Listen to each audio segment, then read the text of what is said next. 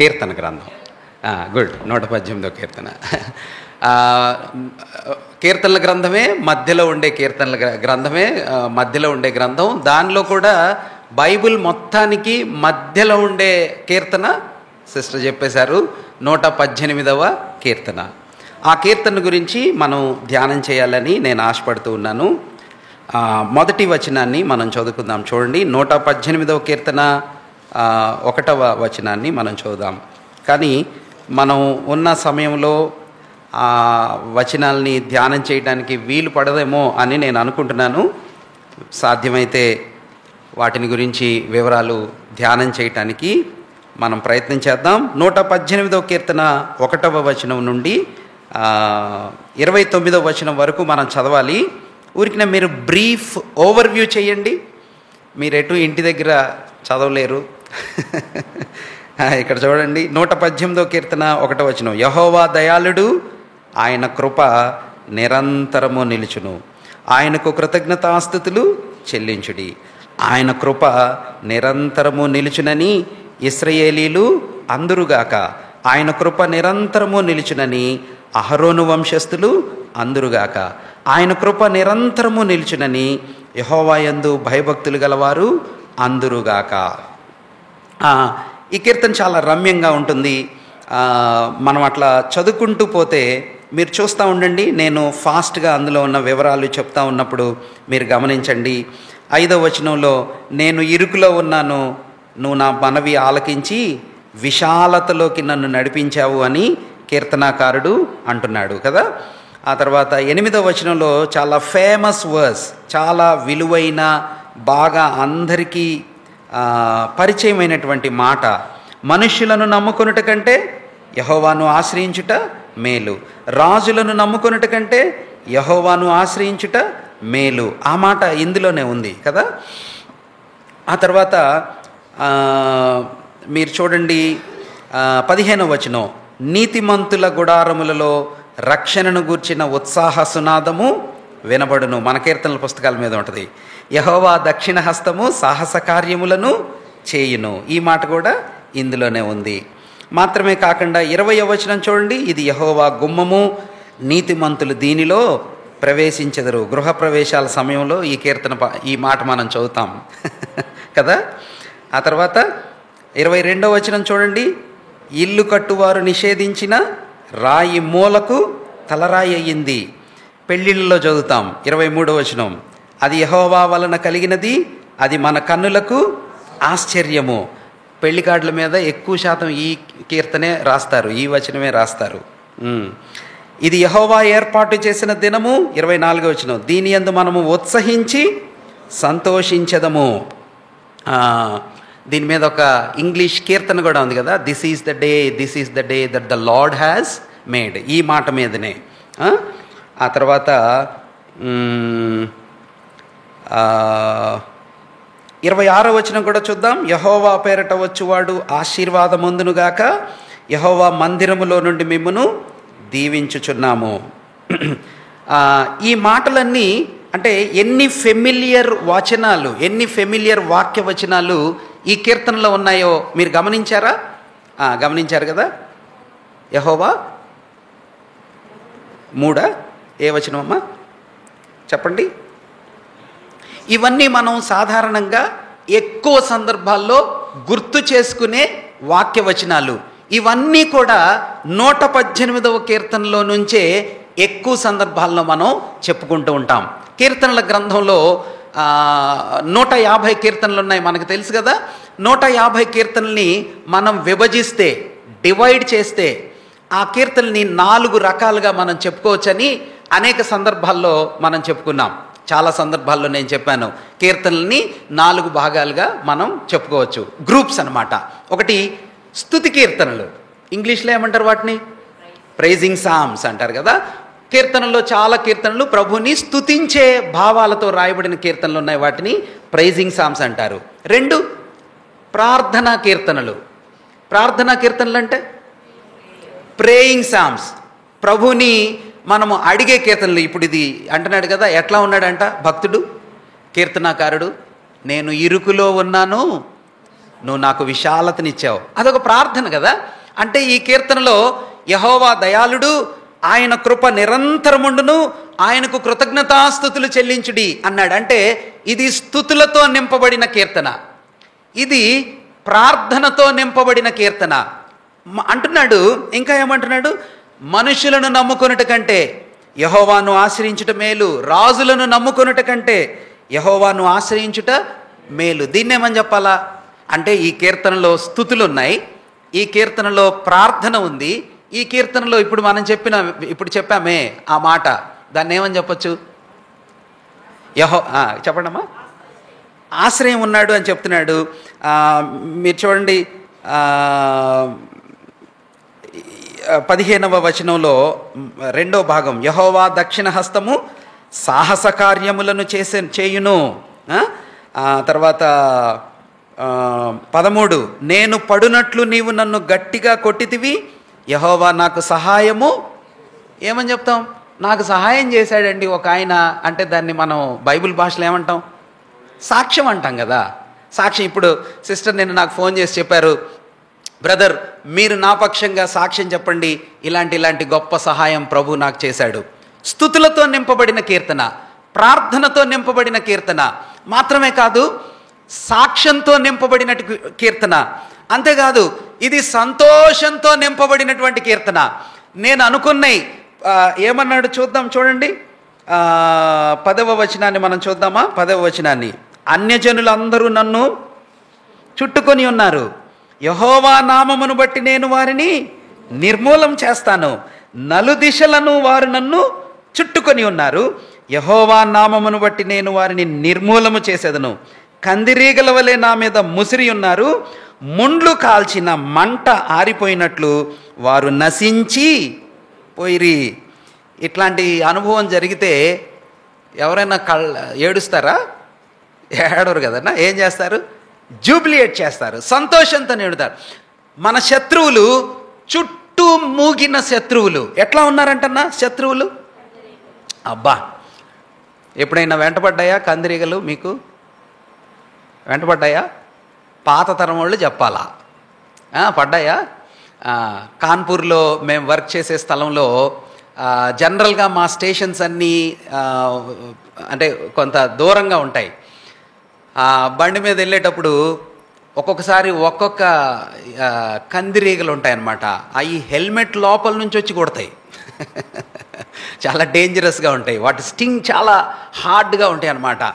అంతా యూనిఫామ్ వేసుకొని బాగా షూస్ అన్నీ వేసుకొని ఉంటాం, కాళ్ళకి ఎక్కడ కొట్టడానికి ఉండవు, మొహం ఒక్కటే ఫ్రీగా ఉంటుంది అన్నమాట. ఒకసారి నన్ను కూడా కుట్టింది, చాలా పెయిన్ఫుల్గా ఉంటుంది. కందిరీగలు ఒకటి కాదు, ఎన్నంట ఈగలు. ఎక్కడికి పోతారు మీరు? కందిరీగల్లాంటి శ్రమలు ఇవి. కందిరీగలంటే ఈగల సమూహం ఫిజికల్గా కాదు, ఒక భక్తుడి జీవితం, ఒక విశ్వాసి జీవితం, ప్రభుని ఆశ్రయించినటువంటి దేవుని పిల్లల జీవితంలో శ్రమలు ఎలా వచ్చాయంటన్నా? 1, 2, 3, 4 అన్ని కాదు, ఏంటంట? ఈగల సమూహం. రాత్రి వర్షం పడతా ఉంటే అక్క వాళ్ళది కూడా ఒక చిన్న పెచ్చు ఊడింది. అక్క అంటుంది, అన్నీ బాగున్నప్పుడు పడలేదు బ్రదర్, గట్టిగా ఉన్నాం. మాకు కూడా స్లాబ్ రిపేర్ చేయించాం, పక్కన వీక్గా ఉన్న సెక్షన్స్ పడతా ఉన్నాయి. శ్రమలు ఒక్కొక్కసారి ఎట్లా వస్తాయంట? ఈగల్లాగా వస్తాయి. శత్రువులు, ప్రాబ్లమ్స్, కష్టాలు అన్నీ ఈగల్లాగా వచ్చినప్పుడు భక్తుడు అంటున్నాడు, యెహోవా నామమును బట్టి నేను వారిని నిర్మూలం చేస్తాను. యెహోవా నామమును బట్టి వాళ్ళు శత్రువులందరూ నశించిపోయిరి, నిర్మూలం చేస్తాను. అబ్బా, ఒక్క ఈగ కూడా కొట్టకుండా, ఒక్క హాని కూడా జరగకుండా, ఒక్క శత్రువు కూడా మిమ్మల్ని తాకనివ్వకుండా మీకు జయం దొరికితే ఎలా ఉంటుంది అనుభవం? అదిగో అందుకనే అంటున్నాడు, నీతిమంతుల గుడారములో రక్షణను గూర్చిన ఉత్సాహ సునాదం వినబడిద్ది అని 15వ వచనంలో అంటూ, యెహోవా దక్షిణ హస్తము సాహస కార్యాలని చేసింది అంటున్నాడు కదా. అంటే ఈ కీర్తనలో సంతోషభరితమైన సాక్ష్యాలు ఉన్నాయి, ప్రార్థనా అంశాలు ఉన్నాయి, ఆ తర్వాత స్తుతులున్నాయి, ఆ తర్వాత సాక్ష్యం ఉంది. ఇవన్నీ భక్తుని వైపు నుంచి కనిపించేటటువంటి భావాలు, అంటే ప్రభు పిల్లల అనుభవాలు ఇక్కడ కనిపిస్తూ ఉన్నాయి. మాత్రమే కాదు, 22వ వచనంలో నుంచి మనం చూస్తే, ఇల్లు కట్టువారు నిషేధించిన రాయి మూలకు, ఇదెవరి గురించి? మన ప్రభువుని గురించి. దేవుని పిల్లల అనుభవాలు ఉన్నాయి, మన రక్షకుడైన యేసు ప్రభు వారి అనుభవాలు కూడా ఉన్నాయి. ప్రభు అనుభవాలు, ప్రజల అనుభవాలు, ఈ 2 అనుభవాలతో శాండ్విచ్ లాగా జతకూర్చబడినటువంటి కీర్తన 118వ కీర్తన. ఈ మధ్యన ఒక 3 వారాల నుంచి నేను ధ్యానం చేస్తున్నాను. నాకు చాలా ఇష్టంగా అనిపించింది. భక్తుడైనటువంటి మార్టిన్ లూథర్ అనే దైవ సేవకులు 16వ శతాబ్దంలో విప్లవం తెచ్చినటువంటి దైవ సేవకుడు ఏమన్నాడంటే, ఒకవేళ బెట్టింగ్ జరిగితే, ఆయన రాసినటువంటి మాటలు, ఒకవేళ బెట్టింగ్ జరిగితే మీరు నా సంపద మొత్తం తీసేసుకున్నా నాకేం ప్రాబ్లం లేదు, కానీ 118వ కీర్తన మాత్రం ఎవరిది ఉండాలంట? నాదే అయి ఉండాలి. I should own that sum, rest all I'm ready to leave అన్నాడు. ఎంత ఆయనకి ఇష్టం కలిగిందో ఈ కీర్తన. అట్లాగైతే కొందరి జీవితాల్లో, దేవుని పిల్లల అనుభవాల్లో ఇరుకులో నుంచి విశాలతలోనికి వచ్చిన అనుభవాలు ఆల్రెడీ కొందరికి ఉన్నాయి కదా. మనం చాలా సందర్భాల్లో చెప్పుకుంటూ ఉన్నాం.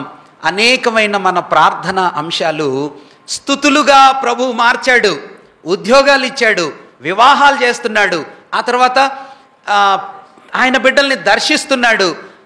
చాలా ఆశ్చర్యమైన కార్యాలు చేస్తున్నప్పుడు మన కుటుంబాల్లో, మన అనుభవాల్లో, మన భక్తి జీవితంలో మనం ఏమని చెప్పాలంటే, యెహోవా దయాళుడు, ఆయన కృప నిరంతరముడు. ఇంగ్లీష్లో ఎవరి దగ్గరైనా బైబిల్ ఉంటే చెప్పండి. యెహోవా దయాళుడు అని తెలుగులో ట్రాన్స్లేట్ చేశారు.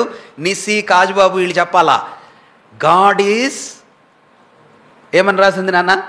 గాడ్ ఈజ్, ఏరి నా శిష్యులు బన్సీ అండ్ బిల్, ఏమని రాసింది? God is good and his mercy endureth for ever. నేను కరెక్ట్ చెప్పానా, తప్పు చెప్పానా బాబు? God is good. ఇంగ్లీష్లో ఏమన్నాడమ్మా? గాడ్ ఈజ్ గుడ్ అన్నాడు. తెలుగులో ఏమన్నాడు? యెహోవా దయాళుడు. కొంచెం ఆ ఫీల్ రాలా నాకు, మీకు వచ్చిందో లేదో మరి.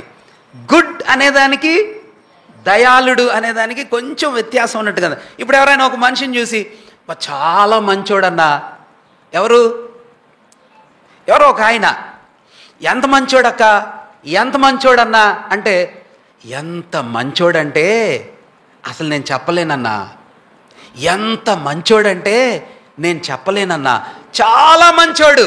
ఎవరు? మనుషులు కాదు. ఎవరమ్మా? గట్టిగా చెప్పండి. యెహోవా దయాళుడు. ఆ ట్రాన్స్లేషన్ అఫ్ కోర్స్ మనకు అట్లా అర్థం చేసుకోవచ్చు, కానీ ఇంగ్లీష్ ట్రాన్స్లేషన్ అన్నాడు గాడ్ ఈజ్ గుడ్, యెహోవా చాలా మంచోడు. ఎప్పుడైనా దొరికారా మీకు మంచోళ్ళు? దొరుకుతారులేండి, కానీ అందరికంటే మంచోడు, అందరికంటే మంచివాడు దేవుడు, చాలా మంచోడు. అంత మాత్రమే కాదు, ఆయన కృప ఎలా ఉంటుందంటనా? ఎండ్యూరత్ ఫర్ ఎవర్. ఆయన కృప నిరంతరముండును. హిస్ మర్సీ ఎండ్యూరత్ ఫర్ ఎవర్ అన్నాడు. అంటే ఈ భావాలు మనం అర్థం చేసుకోవటానికి నెమ్మదిగా సమయం పట్టిద్ది. దేవుడు చాలా మంచోడు, ఆయన కృప నిరంతరం ఉండిద్ది.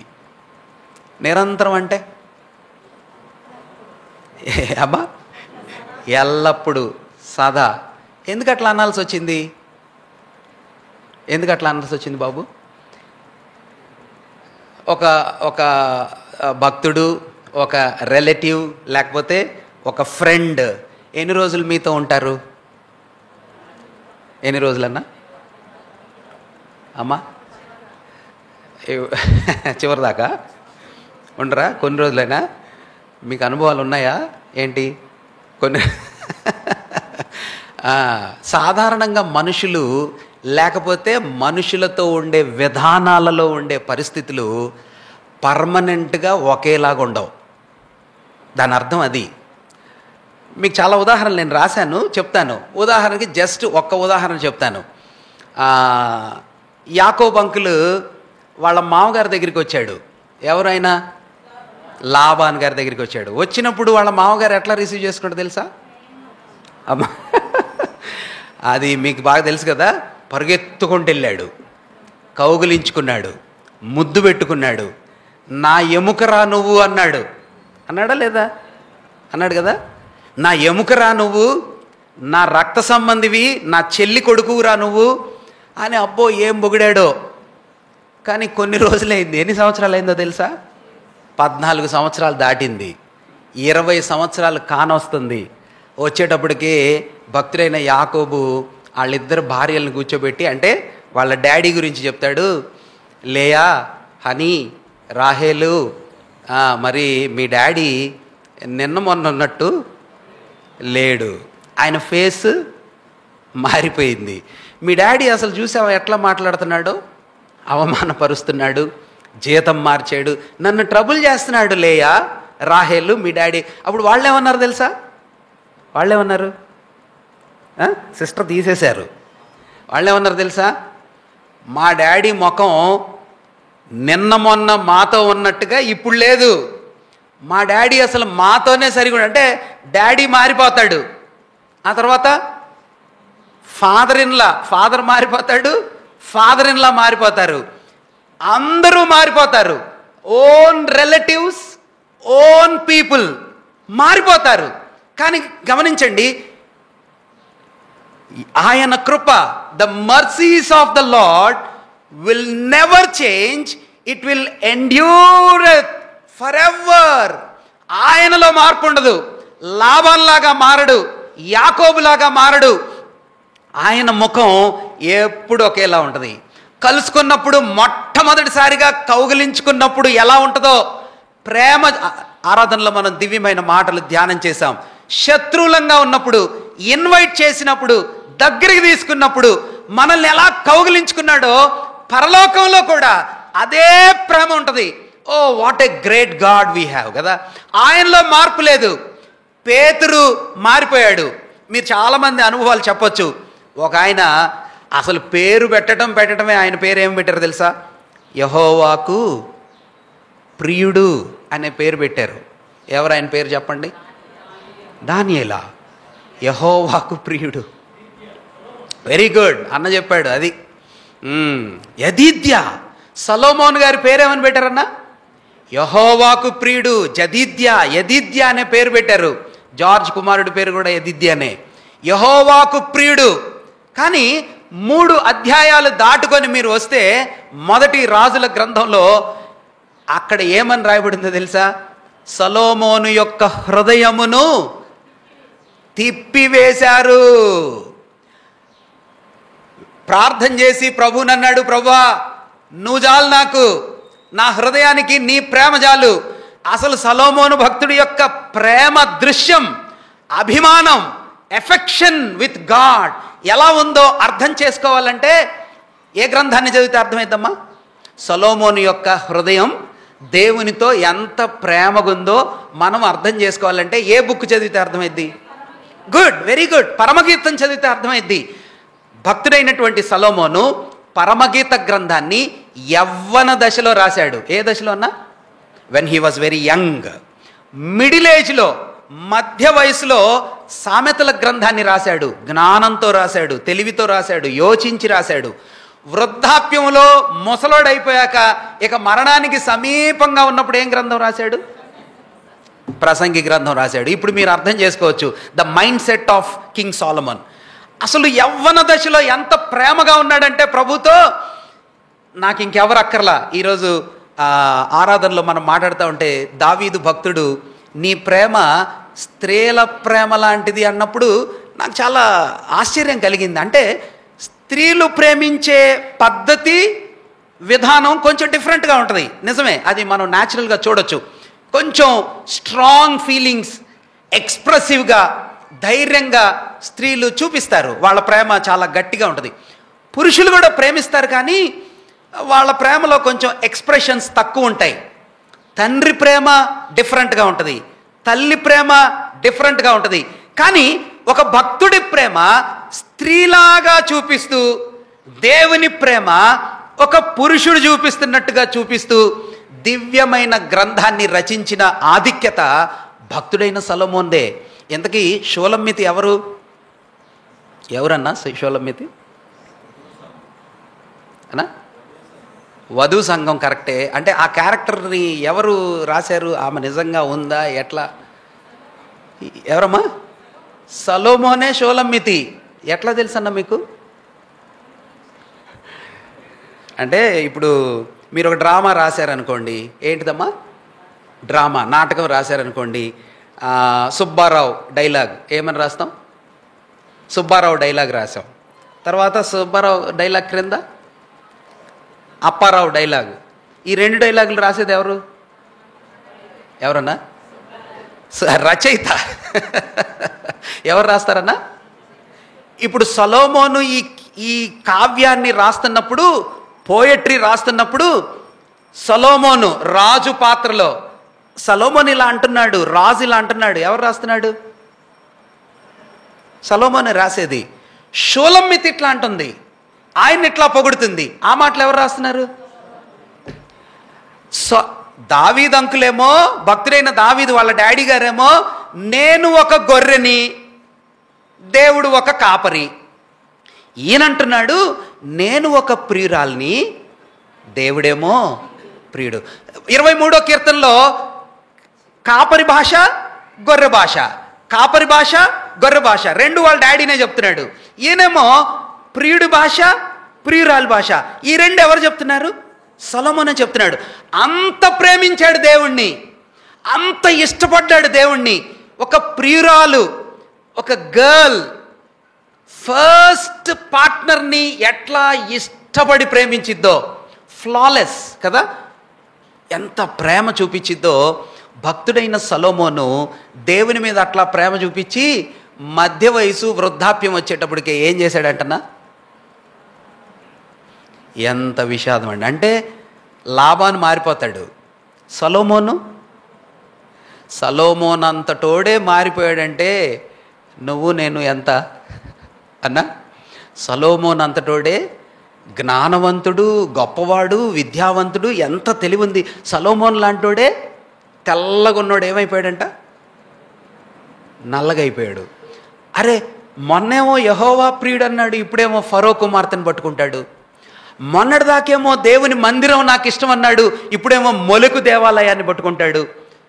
విశ్వాసులలో కూడా మార్పు రావచ్చు, కుటుంబాల్లో మార్పు రావచ్చు, వ్యక్తిగతమైన జీవితాల్లో మార్పు రావచ్చు. ఇంకొక ఉదాహరణ నేను చెప్తాను. భక్తుడైనటువంటి పౌలు గారు గలతీయులకు ఒక పత్రిక రాశాడు కదా. ఎందుకు రాశాడో మనం అపోస్తుల కార్యాల గ్రంథం ధ్యానం చేసేటప్పుడు చెప్పుకున్నాం. ఎందుకు రాశాడన్నా? ఎందుకు రాశాడు అమ్మా? చెప్పండి, ఎందుకు రాశాడమ్మా గలతీ పత్రిక? పౌలు అంకులు వెళ్ళి అక్కడ సువార్త పరిచయం చేసినప్పుడు పౌలు గారు చాలా వీక్గా ఉన్నాడు. లుస్త్రలో దెబ్బలు తిన్నాడు, రాళ్ళ దెబ్బలు తిన్నాడు, కళ్ళకు దెబ్బలు తగిలినాయి. అప్పుడు ఆ సంఘం వాళ్ళు అన్నారంట, అన్నా పౌలన్నా, నీ కళ్ళకి తగిలిన దెబ్బలకి మా కళ్ళు ఇస్తామన్నా, నువ్వు అసలు ఎంత ఇబ్బంది పడుతున్నావా అన్న, నా లివర్ తీసుకున్నా నేను రెడీ అన్న, నీ కిడ్నీ లేదా, నా కిడ్నీ ఇచ్చేస్తానన్నా. మీకు అంత ప్రేమించారు. ఎవరిని? పౌలు అన్నని. అంత ప్రేమించి నీ కోసం చచ్చిపోతామన్నా మేము అన్నాడు భక్తుడైన పౌలు కొరకు గలతీయులు. కానీ పౌలు అంకుల్ అక్కడి నుంచి సేవ వదిలి ముగించి సిరియాలో ఉన్న అంతియోకైకి వెనక్కి వచ్చాడు. రాగానే సహోదరులు వచ్చి చెప్తున్నారు, అన్న అసలు నువ్వు అపోస్తులుడివే కాదంటున్నారన్న. ఎవరిని? కొన్ని నెలలు, కొన్ని సంవత్సరాల క్రితం అక్కడ ఉన్నప్పుడు ఏమన్నారు? నీ అంతటోడు లేడన్నా, నువ్వు సూపర్ అన్నా, నీ కోసం మా కళ్ళు ఇచ్చేస్తామన్నా. కానీ ఇప్పుడేమంటున్నారు? అసలు పౌలు అపోస్తుడే కాదు, అసలు ఆయనకి దేవుని పిలిపే లేదు. 12 మంది అపోస్తులకి సమానమైనోడు కానే కాదు. అసలు పౌలు సేవ కరెక్టే కాదు, సువార్త అసలే రైట్ కాదు. అంటే సంఘాలలో ఉన్నటువంటి దేవుని పిల్లలు కూడా మారిపోవచ్చు, కుటుంబాల్లో మార్పు రావచ్చు, వ్యక్తుల్లో మార్పు రావచ్చు, ఆత్మీయుల్లో కూడా మార్పు రావచ్చు. కానీ ఎవరిలో మార్పు రాదో తెలుసా? అబ్బా, మరి అందరు చెప్తారా? యెహోవా దయాళుడు, ఆయన కృప అద్భుతం కదా. ఆయనలో మార్పు రాదండి. ఆయన కృపలో, ఆయన చూపించే దర్శించే విధానంలో ఏం చేంజ్ లేదు. ఆయన ఎప్పుడు ఎట్లా ఉంటాడో అట్లానే ఉంటాడు. ఎంత మంచి దేవుడు కదా. భక్తుడు అంటున్నాడు, యెహోవా దయాళుడు, ఆయన కృప నిరంతరం ఉండును. మరి ఇప్పుడు మనం ఎవరిని పట్టుకోవాలన్నా? ఆ మార్పు లేని ప్రభువుని మనం పట్టుకోవాలి. ఈ కీర్తనలో ఉన్నటువంటి దివ్యమైన సంగతులలో ఇంతకీ 4 రకాల కీర్తనలు చెప్పా కదా. 1 స్తుతి కీర్తనలు, ప్రైజింగ్ సామ్స్. 2 ప్రార్థనా కీర్తనలు, ప్రేయింగ్ సామ్స్. 3 సాక్ష్యం చెప్పే కీర్తనలు. కొందరు భక్తులు ఇప్పుడు మనం చెప్పుకున్నాం కదా, యెహోవా నా కాపరి, నాకు లేమి కలగదు, నా ప్రాణమా యెహోవాను సన్నతించుము, ఆయన చేసిన ఉపకారంలో దేనిని మరుబోక, ఆయన నాకు ఇలా ఇలా చేశాడు. వాటిని ప్రొఫెసింగ్ సామ్స్ అంటారు, సాక్ష్యం చెప్పే కీర్తనలు.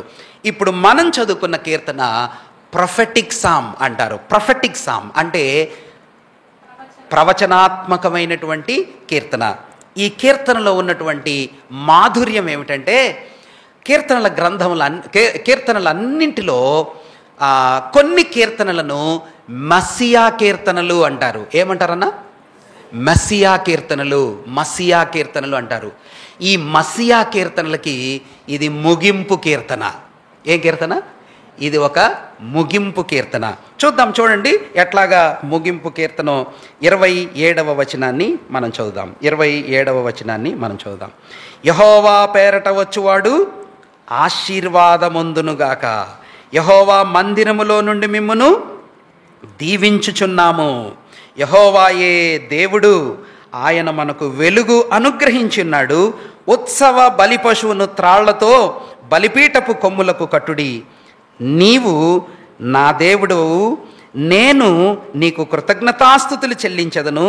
నీవు నా దేవుడవు, నిన్ను ఘనపరచెదను. 26వ వచనంలో యెహోవా పేరట వచ్చువాడు ఆశీర్వాదమొందునుగాక అనే మాట ఉంది కదా అన్న. ఆ మాట మరి మత్తయి సువార్తలో ప్రభు 21:9 చూద్దామా. మత్తయి సువార్త 21:9, 21వ అధ్యాయం మత్తయి సువార్త 9వ వచనాన్ని మనం చూద్దాం. ఎవరైనా తీస్తే చదవండి అన్న.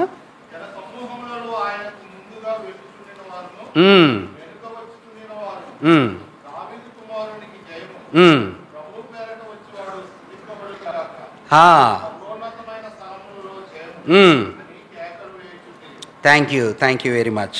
ఇది ఈ కీర్తనలో నుంచే తీసుకొని చెప్పబడిన అంశం అన్నమాట. ఇశ్రాయేలీలు వాళ్ళ ఆఖరి గడియలో ప్రభువు పేరట వచ్చువాడు స్తుతించబడునుగాక అని వాళ్ళు ఒక రోజున అంటారు. ఎప్పుడు అంటారన్నా?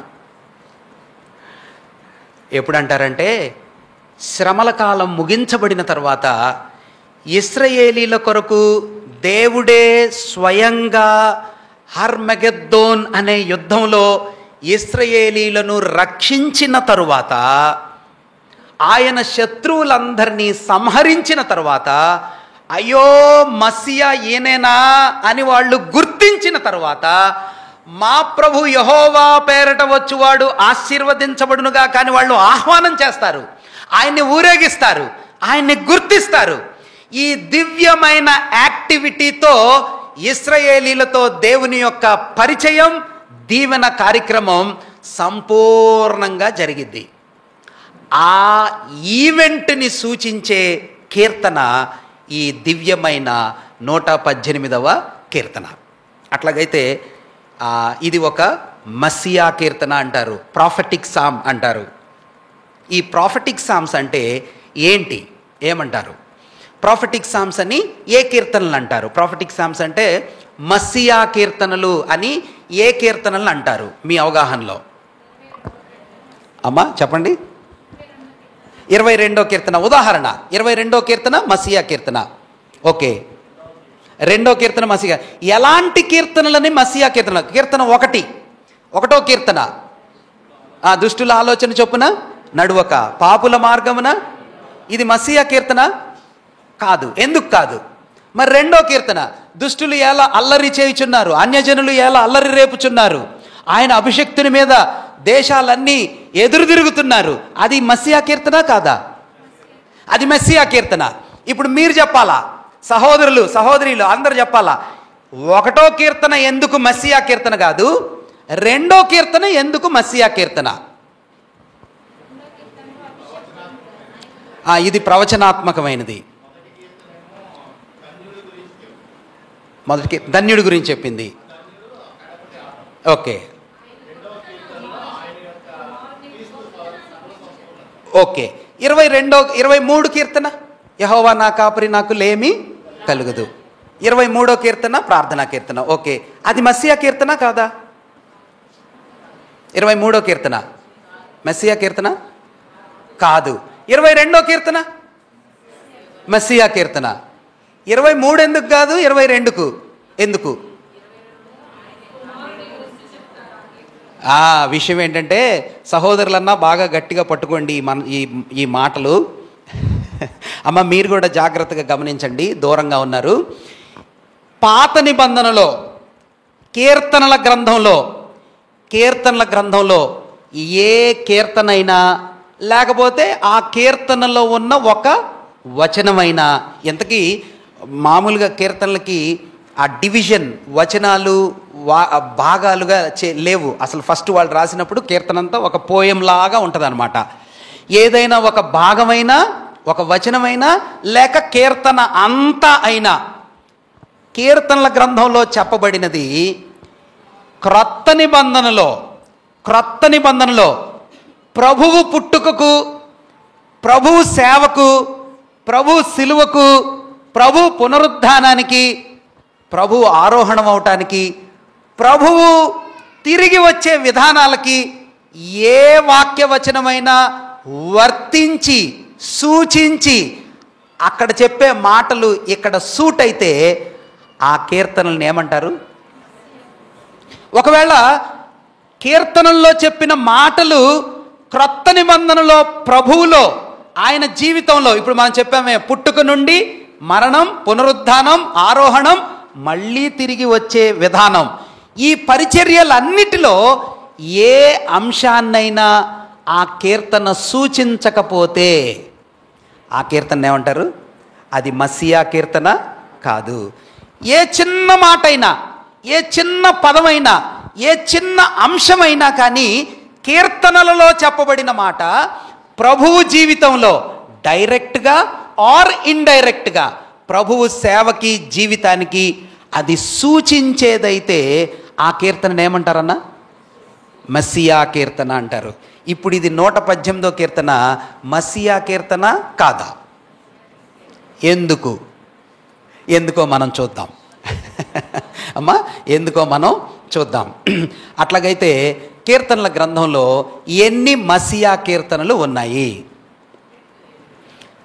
ఎన్ని మస్సియా కీర్తనలు ఉన్నాయన్నా? ఆ పాఠమే ఇక్కడ రాశాను. ఇప్పుడు మీరు అసలు అటెన్షన్ పెట్టాలా. ఇది ఒక లెక్కల క్లాస్లో ఉంది. రోజు మనం హిస్టరీ క్లాస్ చూస్తాం, ఈరోజు మ్యాథ్స్ క్లాస్ లాగా ఉంది కదా. ఇది ఇక్కడ రాసా చూడండి. 2 ఎన్నది? సెకండ్ నెంబర్ 2 2వ కీర్తన, తర్వాత 8 8వ కీర్తన, తర్వాత 16 24 40 41 మధ్యలో గ్యాప్ ఇవ్వండి, 45 68 9 72 89 91 102 110. ఇప్పుడు మనం ధ్యానం చేస్తున్న 118. ఎన్ని కీర్తనలు వచ్చాయి? 16. గుడ్, షబాష్, ఎక్సలెంట్. ఇక్కడి నుంచి 118వ కీర్తన దాకా ఎన్ని కీర్తనలు బాబు? 16 కీర్తనలు. అట్లాగైతే కీర్తనల గ్రంథంలో ఈ 16 కీర్తనల్ని ప్రవచనాత్మకమైన కీర్తనలు, లేక ప్రాఫెటిక్ సామ్స్, లేక మస్సియా కీర్తనలు అని మనం పిలుస్తాం. ఓకే, ఎందుకు వీటిని మస్సియా కీర్తనలు అంటామో నేను ఇక్కడ కొన్ని హింట్స్, వాక్యవచనాలు రాశాను. సమయం ఉంటే మీకు ఒక క్వశ్చన్ కూడా ఉంటుంది, బట్ సమయం ఉండదని నేను అనుకుంటున్నాను. కీర్తన 2:1 ఎవరైనా సహోదరులు ఫాస్ట్గా చదవండి. అన్యజనులు ఎలా అల్లరి రేపుచున్నారు. ఈ మాట ఎక్కడుందన్నా? ఈ మాట కీర్తనలో ఉంది, 2వ కీర్తనలో ఉంది. ఇదే సేమ్ మాటని కొత్త నిబంధనలో ఎక్కడుందో మీరు సందర్భం చెప్పండి, నేను రెఫరెన్స్ చెప్తా. ఇదే అన్యజనులు ఎలా అల్లరి రేపుచున్నారు. వెరీ గుడ్ కిషోర్ అన్నకు 100 మార్కులు. పేతురు భక్తుణ్ణి యోహాను భక్తుణ్ణి జైల్లో వేశారు. జైల్లో నుంచి బయటికి దేవుడు ఆశ్చర్యంగా నడిపిస్తే అందరూ ఆశ్చర్యపోయారు. ఎక్కడున్నారా వీళ్ళు అంటే, వీళ్ళు ఎక్కడున్నారు? పేతురు యోహాన్లు రాత్రి జైల్లో వేశారు, కానీ తెల్లవారుదామున మందిరంలో వాక్యం చెప్తున్నారు. 4వ అధ్యాయం అపోస్తల కార్యాలు మీరు చదివితే నేను చెప్పే విషయాలు మీకు అర్థమవుతాయి. అప్పుడు బంట్రౌతుల్ని అడిగారు, అరే వాళ్ళు జైల్లోంచి బయటికి ఎట్లా వెళ్ళారా అంటే, సార్ మాకు తెలియదండి, తాళం అలానే ఉంది, గేట్లు అలానే ఉన్నాయి, అసలు డిస్టర్బెన్సే లేదు, కానీ మనుషులు ఒక్కళ్ళే లేరు అంతే అనేటప్పటికీ ఆల్రెడీ అసలు వాళ్ళని ఎందుకు వేశారు తెలుసా? పేతురుని యోహాన్ని ఎందుకు వేశారు జైల్లో? ఎందుకు వేశారమ్మా జైల్లో? అపోస్తల కార్యాలు 2వ అధ్యాయంలో సువార్త ప్రకటిస్తున్నారు. ఏం సువార్త ప్రకటించారు? పుట్టుకతోనే ఒక కుంటివాడు శృంగారం అనే దేవాలయం దగ్గర పడున్నాడు. వాడిని ఏం చేశాడు పేతురు? వెండి బంగారములు మా యొద్ద లేవు కానీ యేసు నామములో లేచి నడవరా అనగానే అద్భుతం జరిగింది. ప్రజలందరికీ అనుకూలంగా ఉంది, ఆనందంగా ఉన్నారు ప్రజలు. శాస్త్రులు పరిచయులు మాత్రమే జైల్లో వేశారు. ఇప్పుడు ఈ జైల్లో నుంచి అద్భుతంగా వీళ్ళు బయటకు వచ్చి ప్రజలు, ఇప్పుడు శాస్త్రులు పరిచయులు ప్రజలందరేమో పాజిటివ్గా ఉన్నారు, ఎందుకంటే స్వస్థత కార్యం జరిగింది, అద్భుతం జరిగింది. రాత్రేమో జైల్లో వేశారు, ఇప్పుడు తెల్లవారుజామున వీళ్ళు మరొక అద్భుతం చూశారు, బయట ఉన్నారు. ఇప్పుడు వీళ్ళని ఏం చేయాలా? ప్రజలేమో పాజిటివ్గా ఉన్నారు, అధికారులేమో నెగిటివ్గా ఉన్నారు. మరి ఇప్పుడు వీళ్ళని ఏం చేయాలా? అందుకని వీళ్ళని పట్టుకొని బెదిరించారు. ఎవరినన్నా? పేతురుని యోహాన్ని బెదిరించి, మీరు ఈ నామములో చెప్పకూడదు, మాట్లాడకూడదు, ప్రకటించకూడదు, వెళ్ళిపోండిరా అని వార్నింగ్ ఇచ్చి పంపించారు. వార్నింగ్ ఇచ్చి పంపిస్తే వీళ్ళు ఎక్కడికి వచ్చారు? సొంత వాళ్ళ దగ్గరికి వచ్చారు. సొంత వాళ్ళు అంటే ఎవరన్నా? సొంత వాళ్ళు అంటే ఎవరమ్మా? ఇంటికి పోలాళ్ళు. మీరు చదవాలా? ఇంటికి పోకుండా దేవుని పిల్లలందరూ, సమాజం, సంఘం ఎక్కడ ఉన్నదో అక్కడికి తిరిగి వచ్చారు. వచ్చి ఇప్పుడు చదవండి 4వ అధ్యాయం 25వ వచనం, వాళ్ళందరితో కలిసి ఈ పేతురు, ముందు వాక్యం చదవండి 24. ఎస్, వారు విని ఏక మనస్సుతో దేవునికి ఇలాగా బిగ్గరగా మొరపెట్టారు. ఇప్పుడు చదవండి అన్న. అన్యజనులు ఎలా అల్లరి చేసిరి.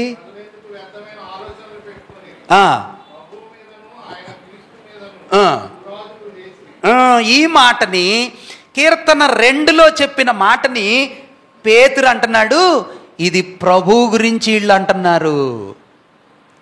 అంటే ఈ కీర్తనలో ఎవరు రాశారు ఇంతకీ కీర్తన? దావీదు రాశాడు. Very good. ఎందుకంటే ఆయనే చెప్తాడు, ఆ పేతురే తన ప్రసంగంలో అంటే 2వ కీర్తనలో అంటాడు, పౌలు భక్తుడు కూడా ప్రస్తావిస్తాడనమాట. అంటే ఈ కీర్తనలో దావీదు భక్తుడు రాసినటువంటి మాట ఎవరి గురించి రాశాడంట? ప్రభు గురించి రాశాడు. క్రీస్తు కొరకు వీళ్ళు ఎదురు తిరుగుతున్నారు, క్రీస్తుకు వ్యతిరేకంగా ఎదురు తిరుగుతున్నారు. క్రీస్తు అన్నాడు కొత్త నిబంధనలో, అక్కడ పాత నిబంధన 2లో ఏమన్నాడు? అభిషక్తుడు. దేవుని అభిషక్తునికి వ్యతిరేకంగా వీళ్ళు ఎందుకు ఎదురు తిరుగుతున్నారు అనే మాటని మనం 2వ కీర్తనలో అభిషక్తుడు అని చూస్తాం, అపోస్తుల కార్యాల గ్రంథంలో క్రీస్తు అని చూస్తాం కదా. 2వ కీర్తన 7వ వచనంలో, నీవు నా కుమారుడవు, నేడు నేను నిన్ను, ఎవరు చెప్పారు ఆ మాట? Very good. తండ్రి అయిన దేవుడు కుమారుడైన ప్రభు గురించి ఆ మాట చెప్పాడు. ఈ మాటని మనం భక్తుడైనటువంటి పౌలు తన ప్రసంగంలో పౌలు భక్తుడి యొక్క మొదటి ప్రసంగం ఏ ఊరిలో జరిగింది? మీరు బైబిల్ క్లాస్కి వచ్చేవాళ్ళు చెప్పాలా. కిషోర్ అన్నకు 100 మార్కులు, సిస్టర్స్ చెప్తారనుకున్నాను. పిసిదియలోని అంతియోకయలో భక్తుడైన పౌలుకి మొదటి ప్రసంగం ఆపర్చునిటీ వచ్చింది.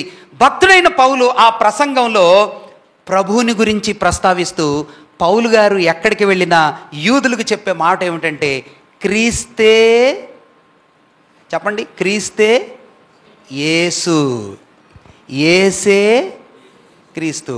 డిఫరెన్స్ అర్థమైందా మీకు? భావం ఏంటిదమ్మా దాని అర్థం? క్రీస్తే యేసు, యేసే క్రీస్తు అంటే ఏంటి? క్రీస్తే యేసు బోలెడన్ సార్లు చెప్పినట్టుగా నాకు గుర్తుంది. బాబు చెప్పండి, జార్జ్ చదువుకున్నోళ్ళు. క్రీస్తు అంటే ఏంటి? అభిషక్తుడు. అంటే ఇశ్రాయేలీలు క్రీస్తు అనే పేరు లేకపోతే అభిషక్తుడు అనే పేరు అంటే వాళ్ళకి దేవుడు, అభిషక్తుడు, అనాయింటెడ్. క్రీస్తు అంటే దేవుడు, యేసు అంటే మామూలు మనిషి, రక్షకుడే. హీఈ్ సింపుల్ మ్యాన్, హీఈ్ నార్మల్ మ్యాన్. యేసు అనే పేర్లు బోళ్ళంతమందికి ఉంటాయి. యేసు అనే పేరుకి గౌరవం ఉండదు. యేసు అంటే సింపుల్ పేరు.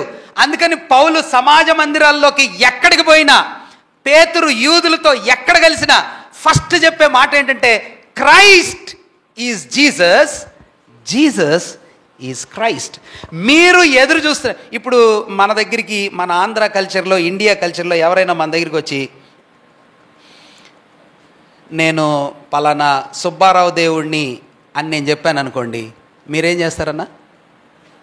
ఒకవేళ మీకు నేను ఏదైనా మ్యాజిక్ చేసి మీ ముందు అందరికీ ఒక్కొక్క గోల్డ్ కాయిన్ ఇచ్చా, ఒక్కొక్క గ్రామ్ ఇట్లా తీయటం, గోల్డ్ కాయిన్ ఇవ్వటం. నేను చెప్పాను, నేను గాడ్, నేను దేవుణ్ణి, నా పేరు సుబ్బారావు, నేను దేవుణ్ణి అంటే మీరు నమ్ముతారా నమ్మరా? ఎంతమంది నమ్ముతారు? కొందరైనా నమ్ముతారు. అంటే మన ఇండియాలో, మన ఆంధ్రాలో, మన కల్చర్లో ఒక మనిషి దేవుడు అంటే నమ్ముతాం. కానీ యూదులు కూర్చున్నారనుకోండి, ఇక్కడ యూదుల కమ్యూనిటీలో నేను వచ్చి, లేదంటే ఒక మనిషి వచ్చి, నేను క్రీస్తు అంటే నేను దేవుణ్ణి, నేను పైనుండి వచ్చాను, నేను దేవుడితో సమానుణ్ణి అని ఎవరైనా యూదుల మధ్యలో చెప్పారనుకోండి, ఒక్క నిమిషం ఛాన్స్ ఇవ్వరు మీకు. ఎంతన్నా? ఒక్క నిమిషం ఛాన్స్ ఇవ్వరు, వెంటనే వచ్చి చంపుతారు. అది భయంకరమైన నేరం, దేవదూషణ. కానీ మనకి నథింగ్, అదేం పెద్ద విషయం కాదు. అందుకని పౌలు భక్తుడు ఎక్కడికి పోయినా, యూదుల సమాజ మందిరాల్లోకి ఎక్కడికి వెళ్ళినా ఆయన ఏం చెప్తాడు తెలుసా? దేవుని కుమారుడు అని ఎవరి గురించి అయితే చెప్పబడిందో, దేవుని దగ్గర నుంచి వచ్చే అభిషక్తుడు, మెస్సియా వస్తాడు అని ఎవరి గురించి అయితే మనం ఎదురు చూస్తున్నామో ఆయనే ఈ యేసు. అందుకనే భక్తుడైన పౌలుకి ప్రభు దర్శనమిచ్చినప్పుడు పౌలు భక్తుడు అడుగుతున్నాడు, నువ్వెవరు? నీవు హింసించుచున్నా యేసు, క్రీస్తు అని చెప్పలా ప్రభు.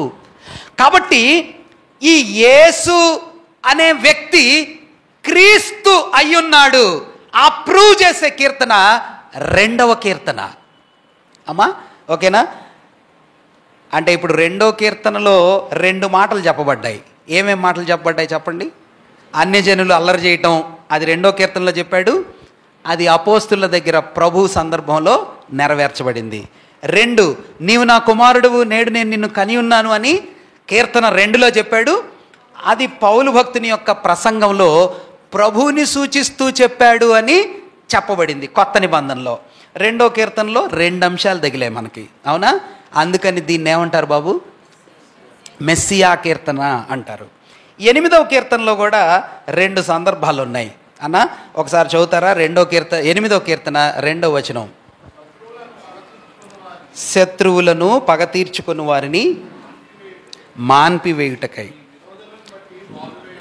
నీ విరోధులను బట్టి బాలుర యొక్కయు చంటి పిల్లల యొక్కయు స్తుతుల మూలమున నీవు ఒక దుర్గమును స్థాపించి ఉన్నావు. చాలన్నా అన్న, దీని భావం ఎవరైనా చెప్తే, దీని మీనింగ్ ఎవరైనా చెప్తే వాళ్ళకి పెద్ద గార్లెండ్ వేస్తాం. బున్ని చెప్పిద్దా? ఎవరైనా చెప్తే వాళ్ళకి పెద్ద రీత్ అంటే అప్రిసియేషన్స్ ఇస్తాం. అంటే ఆ భావం చాలా కష్టంగా ఉంది అని నేను అర్థం చేసుకున్నాను. మీకు కూడా అలా ఉంటుంది అని నా భావం, అంతేగాని మీరు చెప్పలేరని కాదు. ఈ మాట మన ప్రభు 21వ మత్తయి సువార్త 21వ అధ్యాయం 16వ వచనంలో ప్రభు పలికాడు. దాన్ని కూడా చూద్దామన్నా. మత్తయి సువార్త 21వ అధ్యాయం 16వ వచనాన్ని మనం చూద్దాం. వీళ్ళు చెప్తుంది వింటున్నావా అని ప్రభువుని వాళ్ళు అడిగారు. అప్పుడు ప్రభు అంటున్నాడు, వింటున్నాను. బాలుర యొక్కయు చంటి పిల్లల యొక్కయు వారి నోట స్తోత్రమును సిద్ధింపచేసితివి. ఆ మాట మీరు చదవలేదా? ఇప్పుడు అది నెరవేరింది కదా నా లైఫ్లో, నా సందర్భంలో, ఈ సందర్భంలో నెరవేరింది కదా అని ప్రభు అంటున్నాడు. ఇంతకీ ఆ మాట యొక్క అర్థం ఏంటి? 8వ కీర్తన మనం తీద్దాం, చూడండి అన్న. 8వ కీర్తన 2వ వచనం. ఒక్క నిమిషం అన్న, నేను కూడా తీస్తాను. 8వ వచనం మొదటి వచనం నుంచి, 8వ అధ్యాయం మొదటి వచనం. కీర్తన. యెహోవా మా ప్రభువా, ఆకాశములలో నీ మహిమను కనుపరచువాడా, భూమి అంతటా నీ నామము ఎంత ప్రభావము కలది. చాలన్నా, చాలు. ఈ మాటలో ఉన్న భావం ఏమిటంటే, దేవునిని గూర్చినటువంటి వివరాలు. ఎవరి వివరాలన్నా? దేవుని గూర్చినటువంటి వివరాలు. ఆయన్ని గురించి అర్థం చేసుకునే సంగతులు దేనిలో ఉన్నాయంటనా? Very good. ఆకాశంలో కనిపిస్తున్నాయి. తర్వాత భూమి మీద మొత్తం ఏం కనిపిస్తున్నాయి? ఆయన్ని గూర్చిన విషయాలు. ఎవరైనా దేవుణ్ణి గూర్చి, ప్రభువుని గూర్చినటువంటి విషయాలు. ఆయనే దేవుడని, ఆయనే గొప్పవాడని, ఆయనే సృష్టికర్తయని, ఆయనే వెలుగైన వాడని, ఆయనని ప్రూవ్ చేసే రుజువులు ఆకాశంలో కనిపిస్తున్నాయి, భూమి అంతటా ఉన్నాయి. 19వ కీర్తనని ధ్యానం చేసేటప్పుడు కూడా మనం చెప్పుకున్నాం. పగటికి పగలు అన్నాడు. అంటే పగలు నుంచి పగలు వరకు, రాత్రి నుంచి రాత్రి వరకు, బూదిగంతముల వరకు, ఈ కొన నుండి ఆ కొన వరకు దేవుణ్ణి గూర్చిన వివరాలు సూర్యుడు, చంద్రుడు అన్నీ వివరిస్తున్నాయి. సేమ్ భావం ఇది కూడా. 8వ కీర్తన కూడా ఆకాశం చెప్తుంది, భూమి చెప్తుంది, అంతటా ఆయన్ని గూర్చిన వివరాలు ఉన్నాయి. కానీ ఇప్పుడు 2వ కీర్తన 2వ వచనంలో అంటున్నాడు ఏంటన్నా? శత్రువులు, తర్వాత పగ తీర్చుకునేవాళ్ళు. వీళ్ళేం చేస్తున్నారంట? జాగ్రత్తగా గమనించండి. దేవునిని గూర్చి చెప్పే ఆ స్వరాన్ని, దేవునిని గూర్చి ప్రూవ్ చేసేటటువంటి ఆ వివరాలని కొందరు ఎదుర్కొంటున్నారు, రెసిస్ట్ చేస్తున్నారు. కొందరు అంటున్నారు, దేవుడు లేడురా, దేవుడు స్వరం లేదురా, దేవుడు అసలు సృష్టికర్తే కాదురా, ఆయన జీవం లేనోడురా అని సత్యవంతుడైన దేవుని స్వరాన్ని, ఆయన రెవల్యూషన్స్ని, ఆయన వాయిస్ని ఎదుర్కొని బంద్ చేయటానికి ప్రయత్నం చేస్తున్నారు. వాళ్ళని ఏమన్నాడంటే శత్రువులు, విరోధులు, పగ తీర్చుకోవాలి అని ప్రయత్నం చేసే మనుషులు. అయితే ప్రభు అంటున్నాడు, వాళ్ళ ప్రయత్నం వాళ్ళు చేస్తుంటే చిన్న పిల్లలు, బాలురు, పసివాళ్ళు, ఏమీ తెలియనోళ్ళు ఉన్నారే, వాళ్ళేమో ప్రభుని స్తుతిస్తున్నారు అన్నా. వీళ్ళేం చేస్తున్నారంట? ప్రభుని వీళ్ళు స్తుతిస్తున్నారు. ఇప్పుడు వీళ్ళిద్దరి మధ్యలో ఫైటింగ్ జరుగుతుంది. ఎవరిద్దరి మధ్యలో ఫైటింగ్? దేవుని స్వరం వినబడకుండా దాన్ని సప్రెస్ చేయాలని ప్రయత్నించే శత్రువులు, ఈయనే దేవుడు, ఈయనే గొప్పవాడు అని చెప్పటానికి ప్రయత్నం చేస్తూ పొగుడుతున్న చిన్నపిల్లల మాటలు. ఈ రెంటి యుద్ధంలో దేవుడట చిన్నపిల్లల స్వరానికి శక్తినిచ్చి అదొక దుర్గం. దుర్గం అంటే ఒక పిల్లర్ అన్నమాట, ఒక టవర్. దాన్ని ఎవరు కూల్చలేరు, దాన్ని ఎవరు పాడు చేయలేరు. ఏంటిది ఆ దుర్గం? చెప్పండమ్మా. మీకు అర్థం కాలేదా?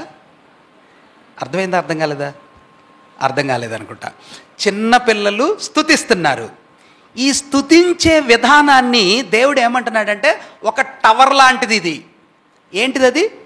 చిన్నపిల్లలు స్తుతించే పద్ధతి it is just like a tower.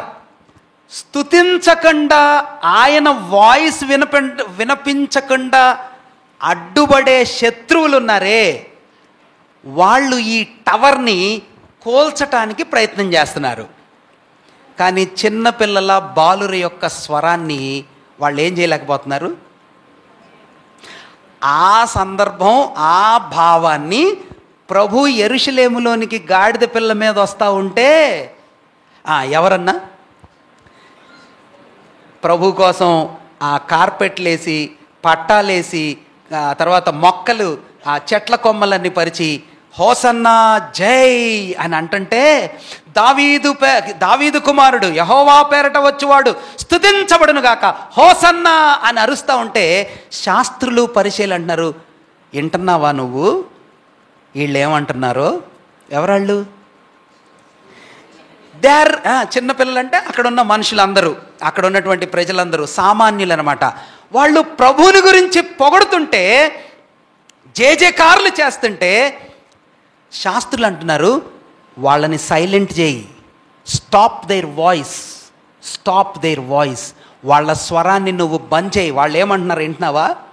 అప్పుడు ప్రభు అంటున్నాడు, బాలుర యొక్కయు పసి చంటివారి యొక్కయు స్తుతుల ద్వారా ఆయన ఒక దుర్గాన్ని కట్టాడు.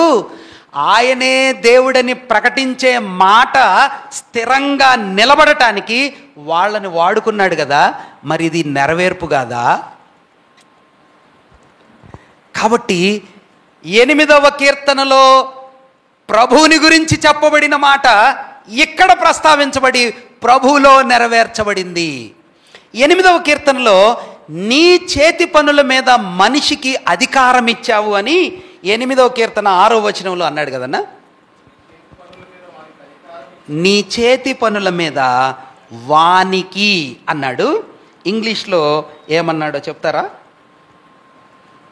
ఇంగ్లీష్లో నీ చేతి పనుల మీద వానికి అధికారం ఇచ్చితివి. You have given authority to the son of man అన్నాడు. సన్ ఆఫ్ మ్యాన్ అంటే son of man, son of God అంటే దేవుని కుమారుడు. సన్ ఆఫ్ మ్యాన్ అంటే ఎవరు బాబు?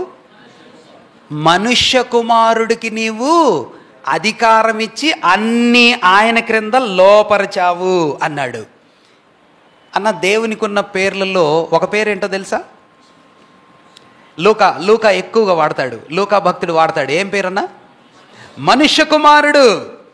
మనుష్య కుమారుడు, సన్ ఆఫ్ మ్యాన్. 8వ కీర్తనలో మనుష్య కుమారుడికి అధికారం ఇచ్చావు అంటే మనిషికి పుట్టినోడికి నువ్వు అధికారం ఇచ్చావు, అది ఆయన చెప్పేది. ఆ 8వ కీర్తనలో చెప్పిన మాట ప్రభువు జీవితంలో నెరవేర్చబడింది. ఎప్పుడు నెరవేర్చబడిందంట? ఆయన పునరుద్ధానుడై లేచిన తర్వాత సమస్తాన్ని తండ్రి ఆయన క్రింద లోపరిచాడు. హెబ్రీ పత్రిక 1వ అధ్యాయంలో ఆయన పాదముల క్రింద పెట్టాడు. ఎవరైనా? కుమారుడికి. హెబ్రీ పత్రిక 1వ అధ్యాయంలో కుమారుడు శ్రేష్ఠుడు ఆ కుమారుని యొక్క అధికారం క్రింద పెట్టాడు. అట్లాగైతే 8వ కీర్తనలో 2 సందర్భాలు అన్న ఎంతవరకు గుర్తుపెట్టుకుంటారా? 2వ కీర్తనలో ఎన్ని సందర్భాలు చెప్పండి? ఒకటి, అన్ని జనులు ఎలా అల్లరి చేస్తున్నారు అనే మాట 2వ కీర్తనలోది. ఎక్కడ నెరవేర్చబడింది? సహోదరులు చెప్పండి అన్న. భక్తుడైనటువంటి పేతురు, యోహాన్లు చెప్పారు. ఇంకో మాట, నీవు నా కుమారుడువు, నేడు నేను నిన్ను, అది ఎక్కడ చెప్పాడు? 2వ కీర్తనలో చెప్పాడు. అదే మాటని ఎవరు వాడారు? భక్తుడైన పౌలు మొదటి ప్రసంగంలో కొత్త నిబంధనలో చెప్పాడు. 8వ కీర్తనలో ఒక మాట చెప్పండి. బాలుర యొక్కయు చంటి పిల్లల యొక్క స్తుతులను నువ్వు దుర్గంలాగా ఏర్పాటు చేసావని 8వ కీర్తనలో చెప్పాడు. ఆ మాట ప్రభువు గాడిద పిల్ల మీద యెరూషలేములోకి వచ్చినప్పుడు నెరవేర్చబడింది. ఇంకో మాట, నీ చేతి పనుల మీద మనిషికి అధికారం ఇచ్చావు అని చెప్పిన మాట ప్రభువు పునరుద్ధానుడై లేచిన తర్వాత ఆయన సమస్తాన్ని లోపరుచుకున్నప్పుడు నెరవేర్చబడింది. 16 కీర్తనలు ఉన్నాయి. దేవుని చిత్తం అయితే మీరు వీటిని చూడండి. నేను వీలైతే మన గ్రూప్లో కూడా పెడతాను. ఇప్పుడు మీకు ఒక టాస్క్ ఏంటంటే, ఈ కీర్తనల్ని మీరు సీక్వెన్స్లో పెట్టాలా. సీక్వెన్స్ అంటే లైన్లో. వెరీ గుడ్, అక్క కరెక్ట్ చెప్పారు. ఏ లైన్లో పెట్టాలా? ఈ లైన్లో మామూలు కీర్తనల గ్రంథంలో ఉంది. ఏది? 2, 8, 16, 22, 24, 40, 41 ఈ కీర్తనలు మామూలుగా లైన్లో బైబిల్లో కనిపిస్తుంది. మనం సబ్జెక్ట్ వైజ్గా లైన్లో పెట్టాలా. అప్పుడు 118వ కీర్తన ఆఖరిలో వచ్చింది. ఇప్పుడు అది చెప్పడానికి ఇంత కష్టపడాల్సి వచ్చింది. ఇప్పుడు ఏంటంటే మీ టాస్క్ చూడండి, నేను ఇక్కడ రాశాను తేలిగ్గా, ఆయన కుమారత్వం, నిత్యత్వములో ఉండే ఆయన కుమారత్వం అంటే ఇటర్నల్ సన్షిప్ అంటారు. 2 ఆయన మొదటి రాకడ. 3 ఆయన సేవ. 4 ఆయన శోధించబడటం. 5 ఆయన మోసగించబడటం. 6 ఆయన శిలువ మీద చనిపోవటం. 7 ఆయన పునరుద్ధానుడై లేపబడటం. 8 ఆయన జ్యేష్ఠుడుగా ప్రథమ ఫలముల్లో మొదటివాడుగా పునరుద్ధానంలో ప్రథముడుగా ఆయన చేయబడిన విధానం, జ్యేష్ఠ కుమారుడు. ఆరోహణం, ప్రభు ఆరోహణమై వెళ్ళిపోయాడు. ఆ తర్వాత మహిమతో మళ్ళీ రాబోతున్నాడు. ఆ తర్వాత ఇప్పుడు ప్రస్తుతం మన కోసం ఎక్కడున్నాడన్నా? పరలోకంలో యాజక ధర్మం చేస్తున్నాడు. ఆ తర్వాత ఒకరోజు పెళ్లి కుమారుడిలాగా వస్తాడు. ఎప్పుడు? ఏ కీర్తనలో ఉంది? ఒక దివ్యమైన సంగతితో నా హృదయము, 45వ కీర్తన. Very good. తర్వాత ఇశ్రాయేలీల కోసం వస్తాడు, 118వ కీర్తన. 2 ఆన్సర్లు నేనే చెప్పా. ఆ తర్వాత 1000 ఏండ్ల పరిపాలన జరిగిద్ది. ఈ సబ్జెక్ట్ వైజ్ క్రానలాజీని మెస్సియా కీర్తనల్లో మనం చూస్తాము. ప్రభు పుట్టడం, ఆయన శోధించబడటం, ఆయన శిలువ మీదకి ఎక్కటం, ఆయన చనిపోవటం, పునరుద్ధానం అవటం, లేవటం, వివాహం, అద్భుతమైన సీక్వెన్స్లన్నీ ముందే కీర్తనలో 1000 సంవత్సరాలకు ముందు చెప్పారు. ఎంత అద్భుతమైన వాక్యం మన చేతుల్లో ఉంది. కీర్తనలు మధ్యలో తెరిచి ఒక కీర్తనలో ఒకటి తీసుకొని ఆఫీస్కి వెళ్ళే లక్కీ డ్రా కాదు కదా. What a joyful book it is. అలాగైతే 118వ కీర్తనలో ప్రభువు ఇశ్రాయేలీల్లో నెరవేర్చబోయే విషయాల్ని మనం తర్వాత చూద్దాం. ఆ కాలక్రమాన్ని క్రోనలాజికల్గా ఈ 16 కీర్తనలో ఏమున్నాయో మీరు చేసుకొని రండి. వీలైతే మీకు క్యాడ్బరీ చాక్లెట్ గిఫ్ట్ ఇస్తాను. ప్రార్థన చేద్దాం.